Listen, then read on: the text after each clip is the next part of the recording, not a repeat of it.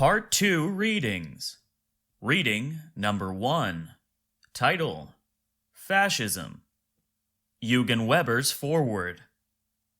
The selections in this reading are taken both from friendly and from hostile sources, and they suggest the variety of guises in which fascism may appear.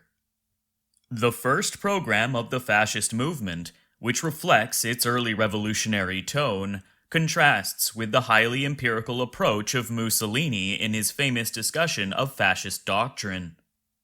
The communist analysis of fascist phenomena, on the other hand, seems at least partially borne out by the views of Wyndham Lewis, a British painter and writer, in brackets 1884 to 1957, end brackets, who was attracted by the more reactionary aspects of fascism, although he expresses his sympathy in radical terms. This contradictory aspect is one of the chief characteristics of fascism, and one which a comparison between the many statements that follow and the movements they represent will bear out. End of Eugen Weber's foreword for reading number 1. Reading number 1D, entitled Wyndham Lewis, Fascism.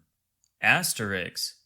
Wyndham Lewis, in quotations, Left Wings and the C3 Mind, end quotations, British Union Quarterly, Volume 1, Number 1, January to April 1937, pages 32 to 33.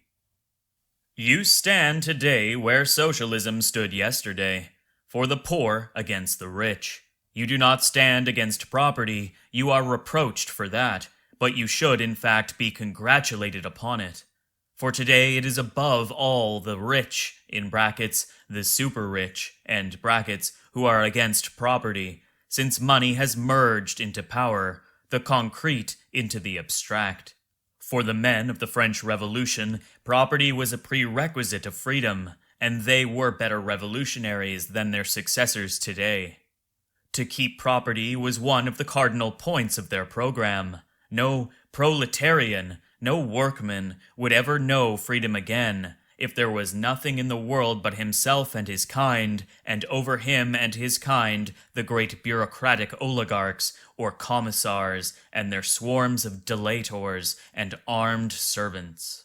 You, as a fascist, stand for the small trader against the chain store, for the peasant against the usurer, for the nation, great or small, against the superstate, for personal business against big business, for the craftsman against the machine, for the creator against the middleman, for all that prospers by individual effort and creative toil, and against all that prospers in the abstract air of high finance or the theoretical ballyhoo of internationalism. End of reading 1D.